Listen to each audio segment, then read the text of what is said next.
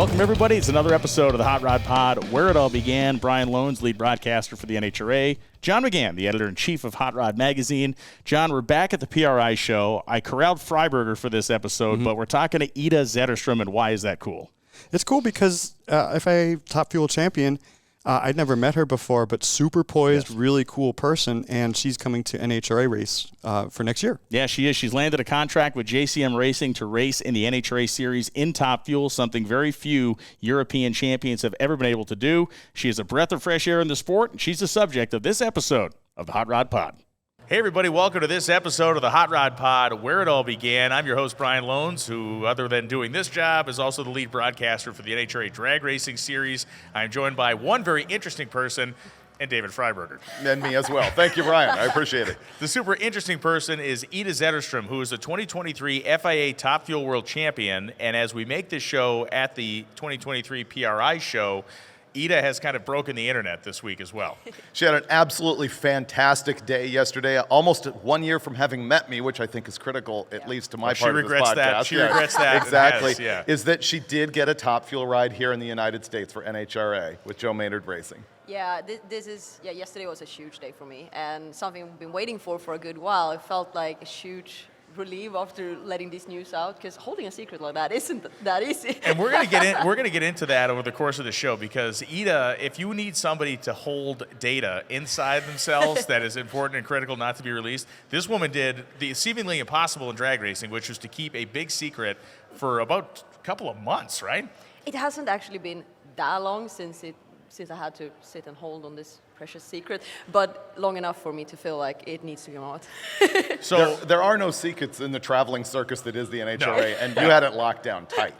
Thank you. Yeah. And so, David, I think before we get into really talking about Ida, I think we need to kind of set up why this is such a kind of a magnificent story, and why it kind of defies the odds in a whole lot of ways, because you and I know, but maybe you don't at home, like the expense to run a Top Fuel dragster in the United States is just enormous. These teams have multi-million-dollar budgets. These cars are $100,000+ a weekend to operate typically. And Ida's been doing it in Europe, where everything is way more expensive and it's much tougher to do. So I think the reason that we're both excited to talk to her is because this story is really one for the ages. I also like it because it's the American dream having been executed in Europe and then brought here. It's absolutely perfect. So let's start, I guess, with her background, which begins, surprisingly enough for me, with Junior Dragsters, which I didn't know was a program there. Yeah. So I started in Junior Dragster when I was 8. My dad built me a car, and that's where we started. I know right now you can actually be even younger than 8, but when I started, 8 was the age. Did that, of course, when you were 12, you could run a modified dragster, moved up a class. I actually ran Lizzie Musey's old dragster from over here. How cool is that? Pat shipped that one over. So that was cool, ran that for several years. When I was 16, I was able to license in Supercomp with a team called Quarter Mile Racing over in Europe. So they had purchased a car from over here in the US, took it over, their daughters were licensing in it, and my dad helped them out with bringing the car over from US. And when the daughters had license, my dad said, get in, and that was, I think I just turned 16. I was a little bit too small for that car, so I had, like a garden chair pillow behind my back and underneath. And this was before we had the hybrid devices and so on. So it was just my moped helmet and my Junior Dragster suit. And I did a licensing process. I had to do it twice though, because when I did it the first time, I ran a 820, and you were only allowed to do 890 in Supercomp, and not lower than that when you were 16. So I had to come back and do it again and go a little slower. But no, that was a great time. They let me run the car a few times. I never competed in Supercomp, but I got to run the car a few times on some events. And then I had a few years off, actually, where I didn't really know what to do. I didn't have the money to kind of go and race by myself.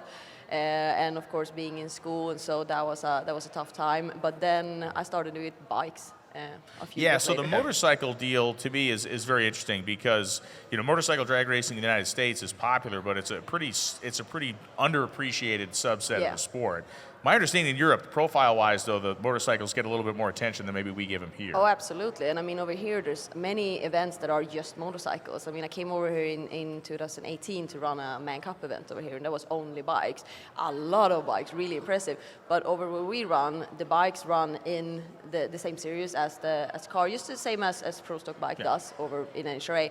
And the class that I ran, Super Street Bike, was a pro class. So the same way as Pro Stock Bike is a pro class over here, we have Super Street Bike over in Europe being a pro class. And to give the audience context of this, I think you ran 688 on the bike, first woman into the sixes, and it's 200-mile-an-hour bike, no wheelie bars. Yeah, no wheelie bars, street tires. In Europe, we have a rule that it has to be a 68-inch wheelbase. I know that there's a class over here in US that's called Pro Street Bike. Yeah. That was the class that I ran when I came over here.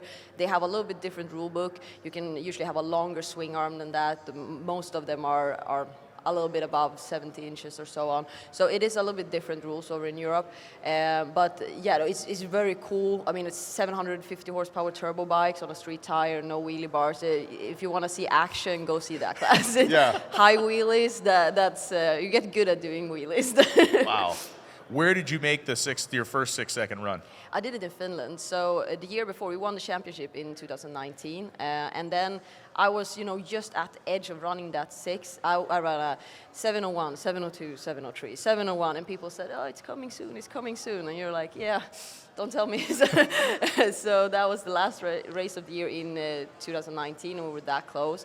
We went back and we did a whole new setup on the bike, and we expected it to take a little while before we found it. First race in Finland the year after. It was COVID times then, so we were only allowed to run in Finland. We did a short season over there. Our first race over there, we ran our first 6, so that was a 698 on that event. Came back on second event in Finland and ran 688 and 689. So. And I think for our audience listening, to clarify the accent, you're born in Sweden, live in Finland currently. Yes, so I speak Swedish normally. I don't speak any Finnish, but yeah, I live on an island between Sweden and Finland, and it's a Finnish island. And that was also when there was COVID times and everything shut down, we were only allowed to race in Finland. Since we were on a Finnish island, we were not allowed to cross the border.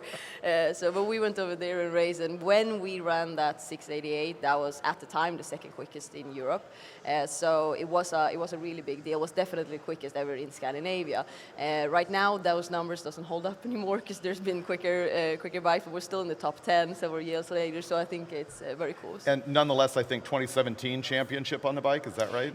No, 2019 we won 2019. the bike. Yes, and then we won, of course, the Finnish championship in 2020, but that was a really small championship. But the funny thing with the 2020 season was that the guy that I was battling out for the championship in 2019, he's also Finnish, so we were able to battle it out one year after, so that was really cool. You were concurrently licensing in Top Fuel then? No, I started my licensing process in Top Fuel in 21. So I did the season in Finland in 2020 when it was COVID, and we were very much still aiming on doing a full season on the bike in 2021 in Europe. But as that season didn't happen, they kept, saying, "Oh, that race is cancelled, that race is cancelled."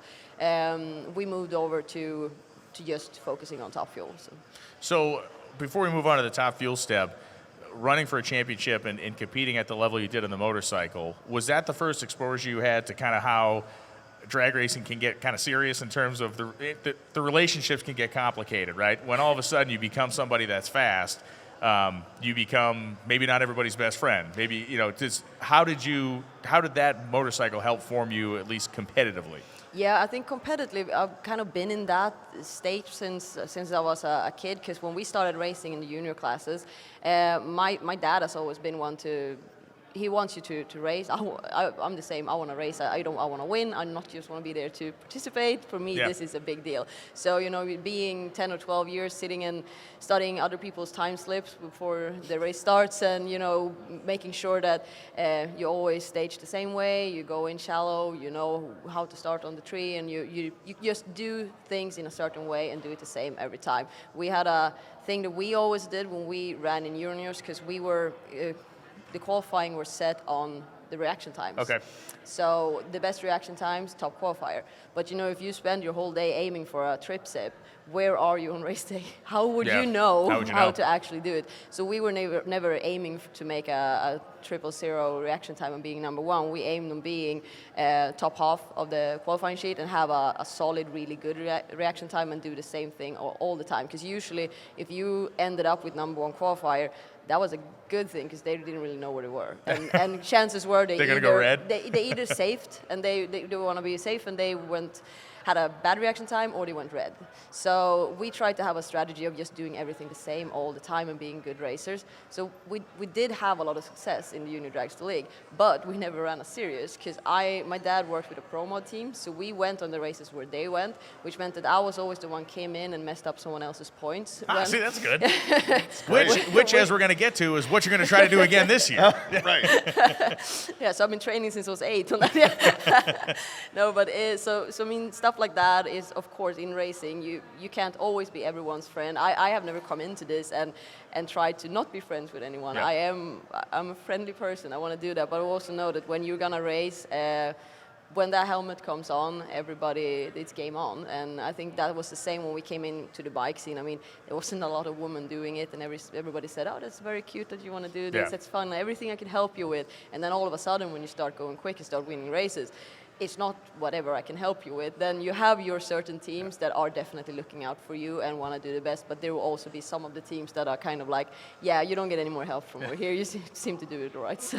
Well, I think part of this, though, is, I mean, we still need to transition into the European top fuel story, but getting the ride here, your reputation, the amount of people who love you here is amazing for somebody who's a European star. Because let's be honest, Americans are ignorant of anything going on in the entire rest of the world. You've done such a great job of getting your foot in the door, knowing everybody, and I've never heard a bad word about you. Oh, thank you. So, you talk about being cutthroat in the race car, but maybe that's the reputation that you haven't brought here just yet. I think, and to me, just personally, because having met you a couple of years ago, because you've made such frequency of being here, you've made it a commitment to yourself to get over here, whether it's for the U.S. Nationals, whether it's for big events, and it's not just like sending some emails or checking in on social, like you are physically coming here, and I have to believe that had a big factor in what we're going to be talking about here as far as your development as a U.S. driver. And it definitely did, and I mean, we can just look at things like the PRI show. I mean, I came here 2 years ago, the first time, and that was the time I met with Zetterström, which has been a major part of my racing program in Europe. And I would never have been able to do that if I wouldn't have come here. Second thing is I met a bike racer over here when I was there. I was signing autographs in a booth over here. A bike racer came over, we talked, and then fast forward to last year in Indy for the big event. He introduced me to another racer over there and said, "Hey, you want to meet my friend, this Top Fuel racer?" They helped us out. It's actually Mike Salinas. And we were spending a lot of time with Mike Salinas on that event. They showed us around, and I was super appreciative of that. And then fast forward another year, and Mike Salinas introduced me to Joe, and that's where we're at right now. So if I hadn't been here 2 years ago, Zetterström would never happen, and I don't think I would have had the same chance. When we were chatting at Pomona, we were also talking about how much of all that came through social media. Yeah. And your skills there, Absolutely. which has been great. And I mean, social media, that's the same. The guy that I met here, I wouldn't have met him if that would have been through social media, because that's also, we were both bike racers following each other from different sides of the world and coming together on events like this. And social media for me has been such a big part of my program. And I think when I started racing with the bike and I started sharing my story, and back then, I mean, when we did the bike programs, we had 2 super street bikes and we built our own engines, we built our own program with everything, which meant that there was a lot of hours in the garage, which also meant that there was a lot of content I could share on what we did that people didn't really understand, behind the scenes. And of course, we have lower budgets over in Europe than over here, but it's also harder with many things because many parts are more expensive because you also have to ship it takes longer to get it, and so on. And I think it opened the eyes for many people on how it is to actually race in Europe. I think the passion that it takes to do it over there, the passion and dedication, is massive. And if you are a race fan, I think that you like that story too. And I was just able to show what we do and what we love. And then I noticed that people wanted to know more and they wanted to see more. And when that started, of course, that attracted some of our first sponsors in Super Street Bike. And that was, also big partners in the industry. And this just continued to grow. And it was the same when I saw that, okay, I think that the step to go into Top Fuel, this is the right time to do it. That was, mid-COVID. It wasn't an easy thing to do. But I reached out to all my sponsors and I told them that, like, yeah, I know they're all down for doing a European season with the bike, but I think that this would be a wise move for us to do. This is where I want to position myself, and our plan was to do 3 years in the European series with the bike and then try to license for Top Fuel. So this was maybe 1 or 2 years prior to that. But they all agreed, and they all said that we don't really care what you drive as long as it's used, because we have built up some, a connection. Equity and a connection, yeah. So that was really cool for me, because all of my sponsors, they said that, yeah, we want to be a part of it, and we understand that we're going to need to step up because this is a bigger step, and that was big for me. And for those of you who have seen her dragster on social media, it's got Edelbrock all down the Yeah. side, It's cool. which I don't exactly expect for a European car. And you've also got support from Dodge. Yeah, so funny story with Edelbrock. Like I said, it came together here from the first time. That was the first interaction I had with someone when I came to the PRI show. Went down for breakfast in the morning, was gonna grab a bagel. In US you usually have the ones where they go like this and then they flip down on the side and go, yeah, mine just flipped. The toaster oven you're Yeah, talking about. exactly. And my bagel just flipped right out of the toaster oven down to the floor. And I stood there looking at it, and some guy laughed at me and said, yeah, I saw that before. And that was a guy from Edelbrock doing carburetors. We sat down and talked for a long time, and then when we had breakfast together, we ran into each other on the floor at the showgrounds for a bit. He introduced me to the marketing people on Edelbrock, and that's how it's been. So. That wasn't Smitty, was it? Who was the Edelbrock guy? It was Brent. Okay. Yeah. So let's talk about the transition from the bike into the Top Fuel car, Yeah. and on a couple of elements. One, I want to talk about the financial element, pulling that together, and two, again, in the United States, if you want to go race a Top Fuel car, you can call somebody up, and after one of 22 national events, you can get it on the car on Monday and start your process of doing this. Yeah. That's not how it works in Europe. No. So first of all, I called Anita Mäkelä, which was the current European champion, and she is also living in Finland. And I asked her, what do you think I should do? Would it be a possibility to license with you guys and so on? And she said that they were not doing any licensing, but she recommended me to reach out to Rune Fjeld, who has licensed most of the drivers in Europe and has a really good program for it. I reached out to Rune, who, we had never spoken to each other before, and he said that he wanted to think about it. And we talked a little later about it, and he said that, okay, we can set something up. This was, again, mid-COVID. The only tracks that were really open that you could run on was in Santa Pod in UK, and that's where the car is located.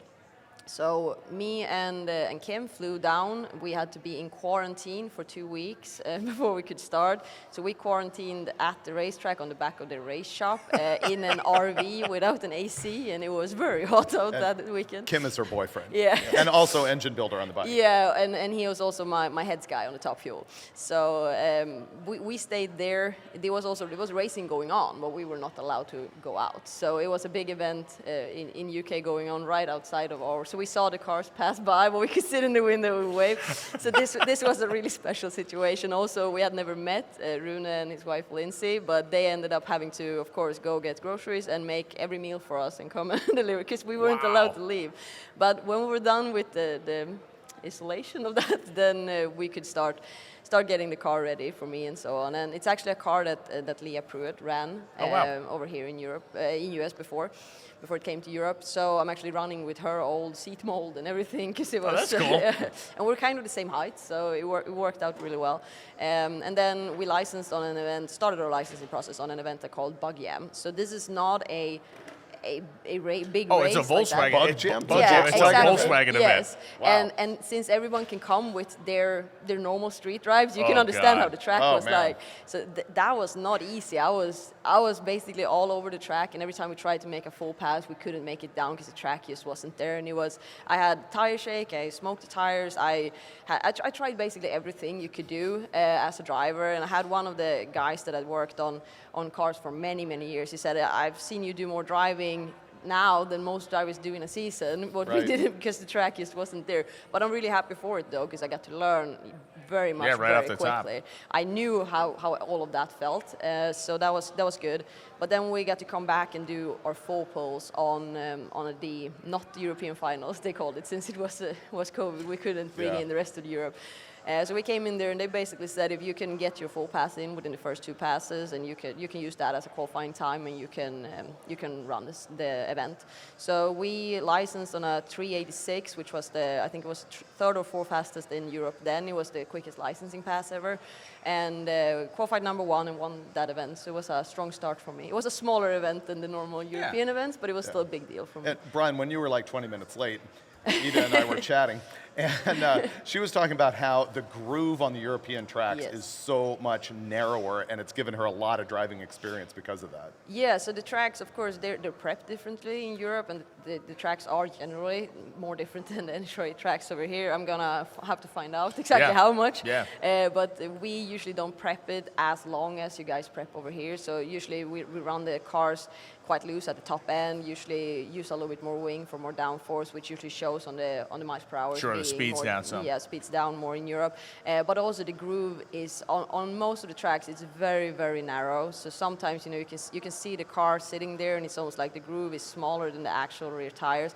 So many of the tracks, it's so crucial to not get out of the groove, because of course, if you get out of the groove, you run into all sorts of issues.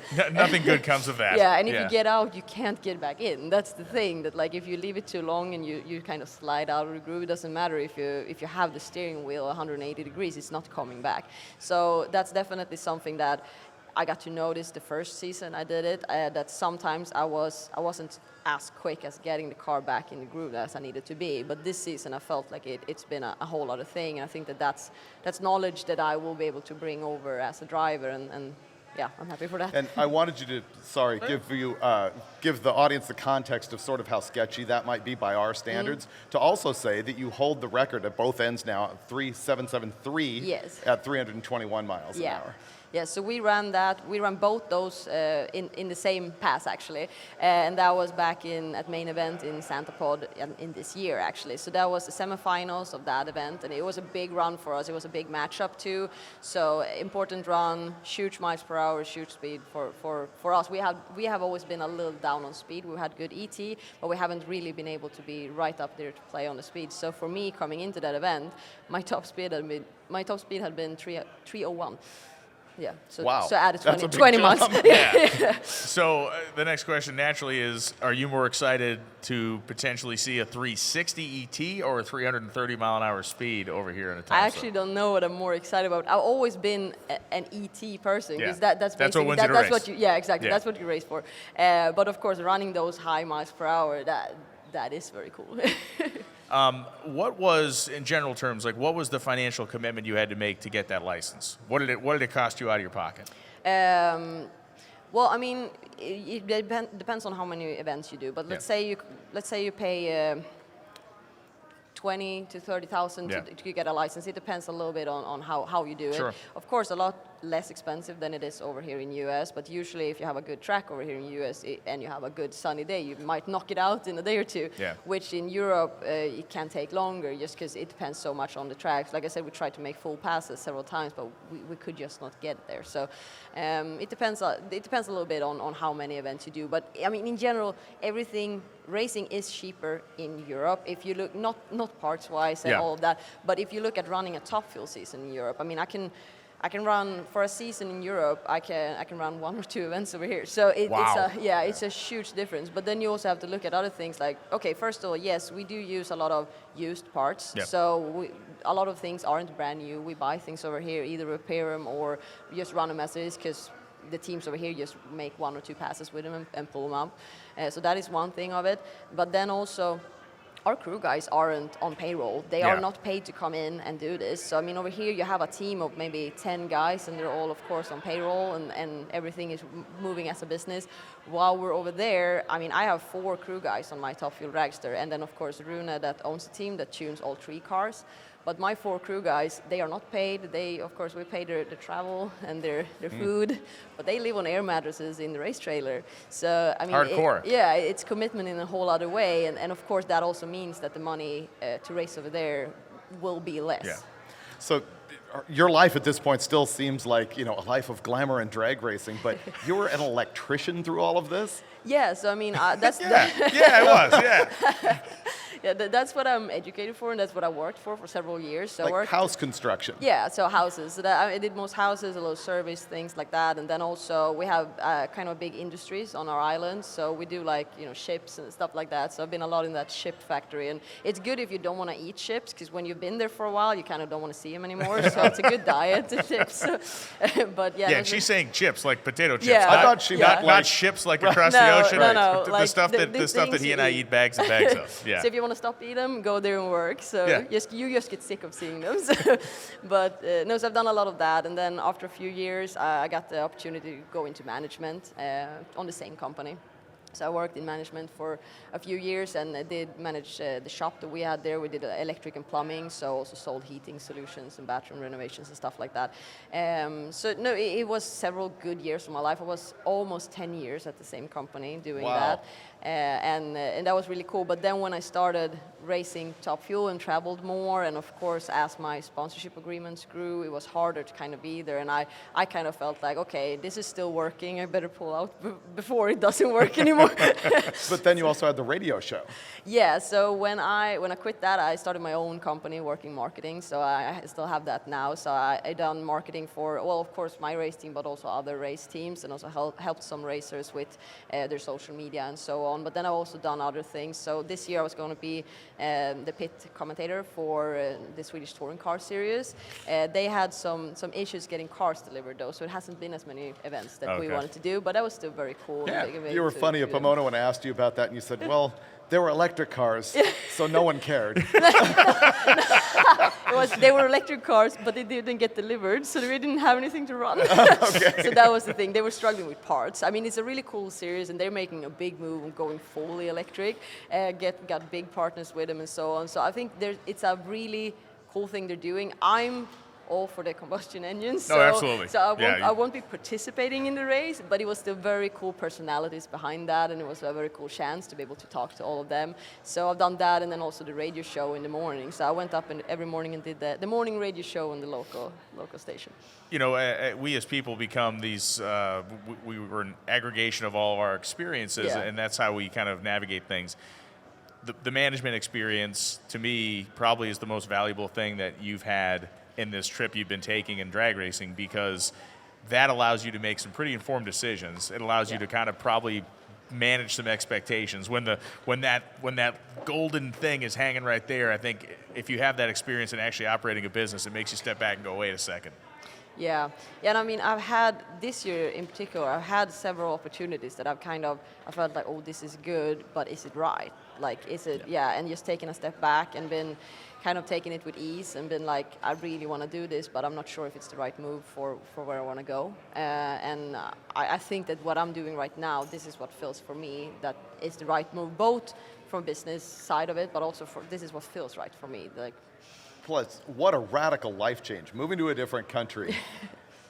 As we speak right now, she doesn't even have an apartment. We're in Indy, where she's moving here, like living out of the car or something. But one of the benefits is a mutual friend of ours, Kevin McKenna from National Dragster, has got her hooked up with an immigration attorney who he got through the Andretti IndyCar team, because they hire a lot of European engineers. So, if you're going to move somewhere, this is probably the spot. Yes, it feels like it. And they have a spare room, so he said that, if you ever have to come over, you don't have an apartment, just we have your room ready for you. So I have a good thing going with people around here that are my friends and are opening their homes and their help to kind of get me over here. And I really much appreciate that, but it is a big move. Definitely. Big lifestyle change. Yeah.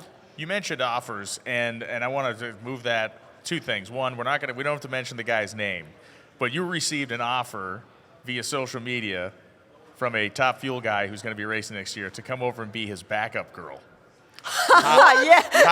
Really? How much now are you looking forward to drilling this guy on the starting line and just driving down his throat? I mean, sometimes I get when people do that. Real thing. Scumbag. We'll talk. Yeah. I have people saying stuff like that sometimes, and for me it's just like I usually don't answer more than like, oh, haha, funny. No, not really for me.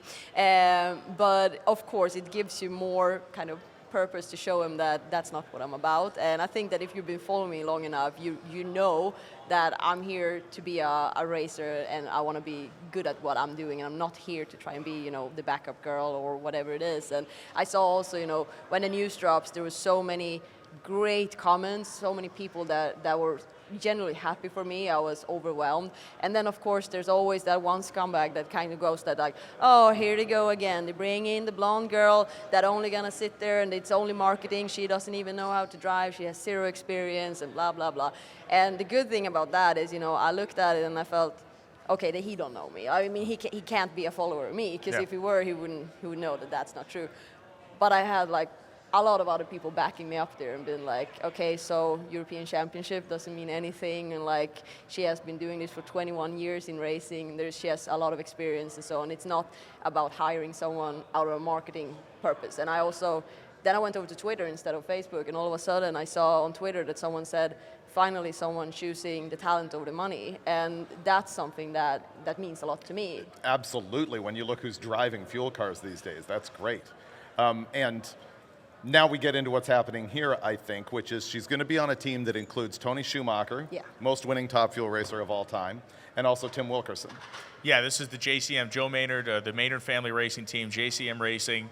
They announced the news at the PRI show that Ida is now becoming part of the team, and they have brought you in, and this is kind of in a developmental stage, right? You're going to be getting in the race car. I mean, you should tell us more than me mention this to you, but the announcement gets made, so what is step number one, and what does 2024 as a season look like?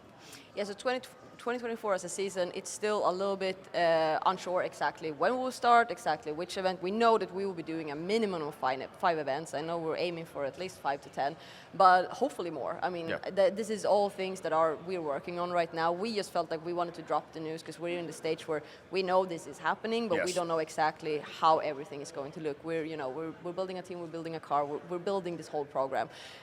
So we will definitely be out there. I can't say how soon, but I will be at every event, even if I'm not racing. I will be doing as much testing as just possibly we can. So we will be at testing in Gainesville, obviously, maybe even before that if we can.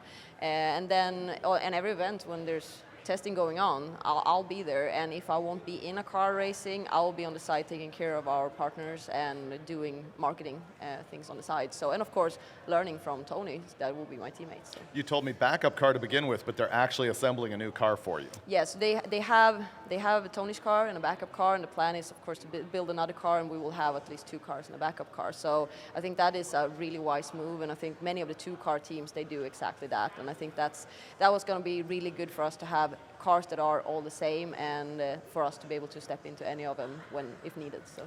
And we were able to chat earlier in the show, but I'm going to ask you the same question then. Why is this the opportunity that is the go one? Because you've had others. Yeah. Other people have approached you with different things, including a pretty solid team with a funny car offer last year.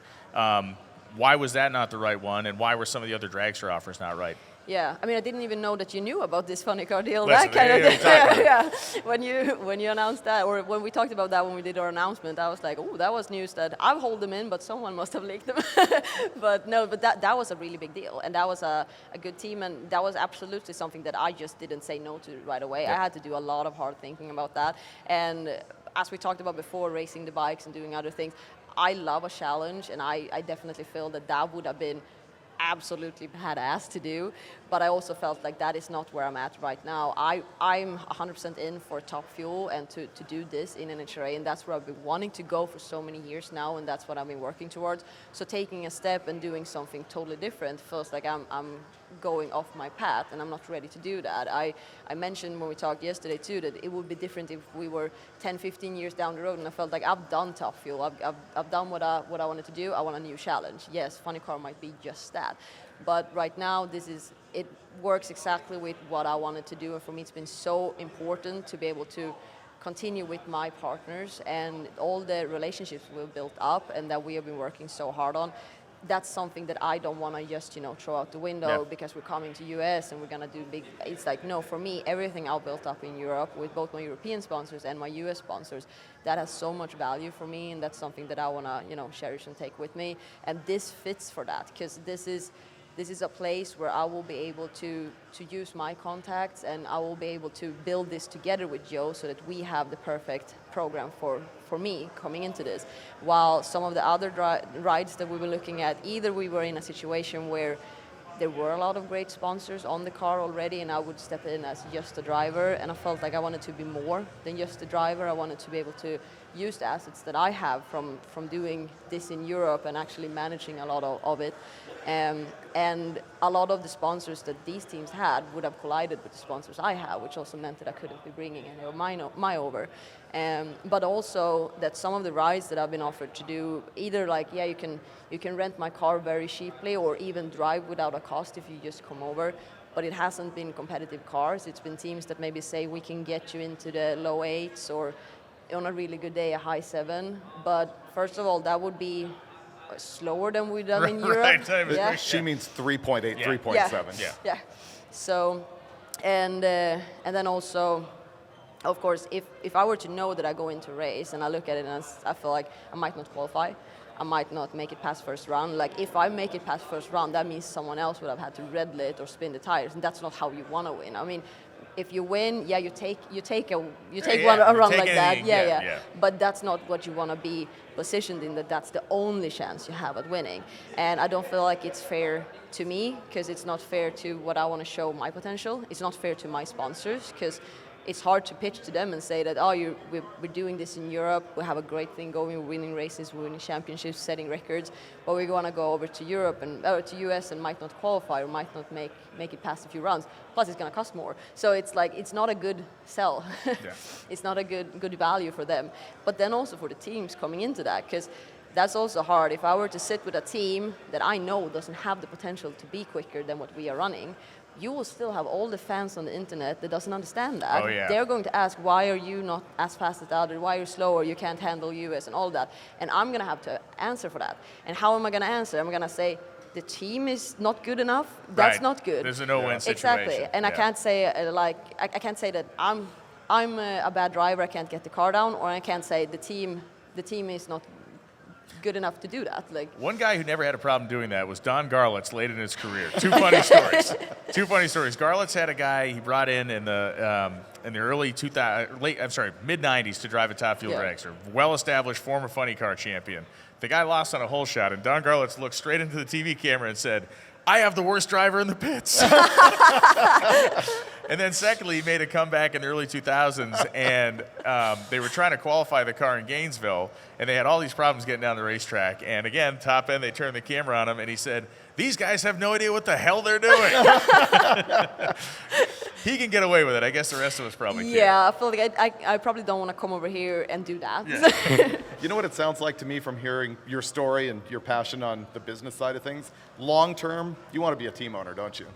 That's not something that I feel like I want right now, but it's also because I feel like I don't have enough knowledge of Top Fuel racing. I mean, me and Kim owned the team when we raced with the bikes, but with that we had all the control ourselves and all the knowledge, and we didn't need as many guys from the outside and as much of that. So I feel like right now I'm very far away from that point, but you never know down the road one day. What does your dad think of this? Is it one of those things where your dad kind of saw this as an inevitability, like, oh boy, she's going to figure out a way to pull this off, or is he kind of astonished? I don't know really. It's his birthday today, so happy birthday, Dad. No, but I think he's very happy for me. I think he sees how important this has been for me. He knows that I've been a racer since the first time we raced. There's, in my opinion, there's racers and there's people that like to race, and I love both of them.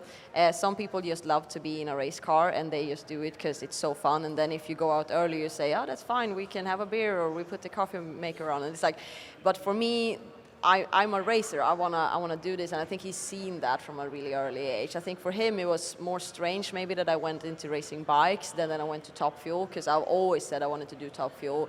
When I was 10 years old, I saw a video of myself from a TV interview just the other day, when I sat there and I said, when I'm 18, I'm gonna race Top Fuel. And then I turned 18 and I was like, yeah, that's not happening anytime soon. Like, yeah, when you're 8, you don't really understand how how much it goes into racing at Top Fuel. But it took me 10 more years. I was 28 when I licensed in Top Fuel, or when I did my first full season in Top Fuel. So I think that he always known that I wanted to do that, but maybe not that I wanted to come over here. Yeah. I think when I started talking about that, I think he's always been super supportive, but he kind of also were a little bit like, yeah, you know, that's reaching quite far though. But yeah, if you want to do it, I'm sure you can pull it off. So I hope he's proud. I think for me, one of the things that's going to be interesting to continue conversations with you down the line is going to be the adjustment of, you know, not just the move to a new country, but there's going to be a big profile change here, and you already have a high profile, hundreds of thousands of followers on Instagram. You have a very strong presence in social media. But this is going to be kind of a next level adjustment, in my opinion. I feel like the reaction to the announcement was very big and it was very positive. I think a lot of people, as you said, you're always going to get a couple of idiots that have some sort of wayward opinion. But of all the things to adjust to, I think that's going to be the one that's going to be most interesting for me to watch and kind of experience with you to a degree. Driving the race car, I can't not think you're not going to love these racetracks. Yeah, no, I believe you. But in terms of that, is there anything that worries you? Is there anything that makes you nervous about increased levels of attention, increased levels of scrutiny, blah, blah, blah? I don't think it's something that worries me, but what I do feel like, of course, right now I have a strong social media presence and we do a lot there, but it's right now it's all under my control. I'm the only one that, you know, makes my content and posts my content and do everything. I also know that coming over here and doing the races over here, it's going to be a little different. I'm going to have to get a little bit more outside help on some things. That being said, I'm not leaving my social channels or my own identity over there, but there are going to be more people that are, of course, covering events over here than it's been back before, because I've basically had to create most of it myself when we've been in Europe. And then we also look at like the TV shows, the broadcasting things, and we haven't had that in Europe. I mean, we have some live streams, but the live streams, those are usually, you see the cars go down track, but it's not a lot of us on it. It's not a lot of the actual profiles talking. And I think that that's going to be a big difference right now. If I do an interview, it's usually quite a long time after the actual run. It's not as you get out of the car. Yeah, right, yeah. So it moves fast up there at the top end. And then for me, when I'm, if I'm very stressed or if I'm very tired or so on, I sometimes struggle a little bit with my English. Not that it's just I can sometimes have issues finding certain words, because English is not my first language. So of course that's something I kind of have in the back of my mind. I hope I will be able to sound good on the broadcast like that, but I think listen, you've seen clips. You've seen clips of some of our existing drivers. You're about 3 years ahead of them already in your comprehension of the language. So. I think usually when you do things on the fly, so to say that, you know, when you get out of the car and you do something right away, you do say what you really feel, and those are the interviews that I love the most. So I do look forward to that not everything being, I'm not saying it's scripted as it is right now, it's just that when you talk about a run 2 hours after it happened, you have already processed it 10 times over in your head, but when you talk about it when you just got out of the car, that's when you actually say what's on your mind. That's usually what I do right now with my crew. When they come over there and I jump off the car, I give them everything that happened, and they just look at me and like, okay, like, So, yeah. One cultural adjustment I think she's going to have in the pits anyway is that from what I know of you, you neither gossip nor complain. Yeah, so you're going to have to fix that real quick. You're not going to fit in. Yeah, I think that's probably a difference over here too. That's maybe something that feels a bit different, because over here I know that there's a lot of, in Europe it feels like people have their favorite racer, but many of them, they just come because they love racing. They're like, oh, I love Pro Stock or like Pro Mod or like Top Fuel, and they love all of it. Like, it doesn't matter who it is that does it.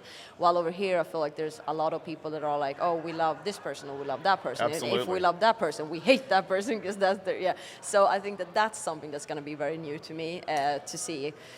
Yeah, how that part will be, but I'm hoping I'll be able to navigate that too. What do you feel, and I don't even really have an answer to this, but what do you feel the expectations are for you as a driver among the people that you'll be racing against? I think it's interesting. He comes in as kind of a wild card, right? You're a champion. People know you're a champion, but we also know so little about FIA drag racing here. It's not like Tony Stewart's getting into a Top Fuel car. Everybody immediately goes, well, that guy's just going to be killing everybody right out of the gate. What do you think the perception is of you as a driver? I'm not 100% sure. I think it could be a little divided because I think there are drivers that have experience racing over in Europe or racing in Australia or know a lot about the sport around the world and know what it takes to do it over there. And I think maybe they understand a little bit what I will be coming in with, what I bring to the table. And then I think there's probably some people that look at her and say, Ida who? I've never heard about her. So I think it's going to be very different. Is that a benefit? Sorry. Is the Christmas tree the same there? Is it No, LEDs? no, Does it have we the don't same have, count? no. So that is also, I know someone told me before that like your reaction times in Europe absolutely suck, and I can only agree. But the thing with that is that we don't have the LED lights, and I know that is usually a little help of it, but then also we don't work with the reactions of the race cars over in Europe, and that's a huge difference. I mean, if you look at a slow-mo video of a car over here, when you see the blades opening, you see the car twisting. When you look at a slow-mo when I run over in Europe, you see the blades opening, and then it's like, hold on, and then you see the car twisting. And that makes a big difference. So I had an issue with this in the beginning because I asked, Rune that runs the team, I said, why am I so bad at this? Like, why can't I really get it to be better? And he said it like, you just have to aim for what's the lowest in the class and try to always be the lowest, because you can't have a reaction time like they do in US, because then something is wrong, you guessed. So that's something that will be very interesting to me to see, because I've had the lowest average reaction time in Europe, and to see what that translates to over here in a car that is reacting quicker and an LED light. This is probably ignorant questions on my part, but is the rollout the same? Is the Pro Tree 400 thou the same? Yes, it is. I mean, and even over here, this is something that some teams struggle with or work on. Clay Millican's a great example of this, right? I mean, you and I are both very tight with Clay Millican, a fellow Top Fuel driver, and they made some changes in the way that car reacted, and all of a sudden he went from being a mid-pack guy to being where he should have been. Yeah. As a top tier lever, and the car is that mechanical system. The way that the clutch begins to engage, how the fuel system's set up it could be 100th, could be more than 100th. And the thing for us in Europe is, of course, when I talked to Rune about this, he said there is a lot of things we can do, but the problem for us is there's a few different things. First of all, we have 3 cars and 1 guy handling all of them. It's not really that much time extra to kind of do it. And then since we don't have any testing, I mean, if we're running for a championship, you don't want to start mess with things to try and make it better, but then also not knowing where you're at or how big of a difference it's going to make. So you want to do all of these things when there's actually testing going on. And when we came to Norway this year, we were going to do show runs there. We said, let's take this exhibition event to kind of see if we can amp up this a little bit. But it turns out that it rained the whole weekend and we got in 1 pass. So yeah. So you've got some pretty hairy stories from racing in Europe. Though I want the Hockenheim story, the shutdown area Hockenheim story. Like, we talk about like how kind of hardcore drag racers are over here, and they are. But when you need to do this in a Top Fuel dragster on an unprepped road course with a shutdown area like this is an old school racer story here. Yeah, I remember first time I came in with racing with the bike over there, and I had never been to Hockenheim. Hockenheim is a fantastic event. It's very cool. And this is on Hockenheim circuit. It's an F1 course. Yes, basically. Exactly. Yeah. So you have the drag strip, and then it kind of merges in with the F1 course, which means that the actual track kind of merges together. So the first time I was gonna run there with the bike, you are not allowed to walk the track. They closed the track, and you are not allowed to walk on the track and see it. So everybody just told me that, like, if you're on the right side, you're gonna have to merge together with the others. They also told me that when the bike runs, they will like you to turn on the first exit, where the junior dragster turn. And we do 110 miles per hour on the bike. So they said, just screw that guy and go past him. So when I flew by in 200 and I tried to merge into the other lane, I saw that this was a dude standing in the middle of the track being like waving like, you can turn here. I was like, no thank you, I continue a little further. So that was a new experience for me. That guy wasn't there the year after, so I think someone told him that maybe that wasn't the place to stand. When you're on the top field, there's no guy standing in the middle of the lane, so I think no one is brave enough for that. But the tracks kind of do go together a little bit at the end, so at least the right one you kind of have to go in with the other one. And this is all fine when you do it in the middle of the day, because usually you see it, but we also run the night run, and over here a night run means that it's night and there's lights. Over there that means that it's night and that's it. And they have like fireworks on the side. Now they've actually matched the fireworks, so they are running after the car, but before you could actually have like the fireworks go off before the car, which means you see absolutely nothing what you're doing. You're blinded. And the first time I was doing a night run in the top fuel there, they said that like there will be lights at the end. Yeah, there were like a flashlight at like the 1,000 foot. I didn't run until the 1,000 foot. We usually never do because that run isn't count for qualifying. It's just a show run that we do when we're there. So first time I ran, and it was just, I saw a little flashlight and it was pitch dark. You saw nothing. It's like, I know there's a wall here somewhere, so I'm merging a little bit here, and then all of a sudden stopped, and it was totally black. Like you didn't see anything. You don't know where to turn. You don't know where you are, and then you're just waiting for like a tow car to come and get you. So basically. it's like being the Greek. It's like being Chris Messina's. Yeah, it's bringing back those 1960 vibes. Yeah, a little old school. Yeah, but it's a really cool event. But when you're running those, now when you've done it and you know it, it's a whole other thing. But the first times you do it, I mean, and if you ever run a night show when there's actually, or like a night race when there's lights, it feels so much quicker. I remember my first night pass that I made, it was on the bike. I think I did 205 or 208 miles per hour on that one. And it just felt like I was doing 300 on the bike, because all the lights flashing like that by you basically when you run, it just makes it feel so much quicker. And that was in South Georgia when I ran the bike. Funny thing there is there's perfect lighting until you turn off the track. Oh, yeah, there's there's no nothing, light nothing. on the bike. So I stopped and I heard someone say, "How did you do?" And I was like, I had no idea there was someone there. So yeah, that's it's a little special to run at night. On the FIA circuit, how many permanent tracks are there versus, I don't want to call them makeshift tracks, but versus impermanent Yeah, tracks? I understand what you mean. Yeah, well, basically on the European circuit, it's only Sweden and UK, so Santa Pod. Those are the only ones that are permanent tracks. Santa Pod is basically the only one that has other events that actually run all year round.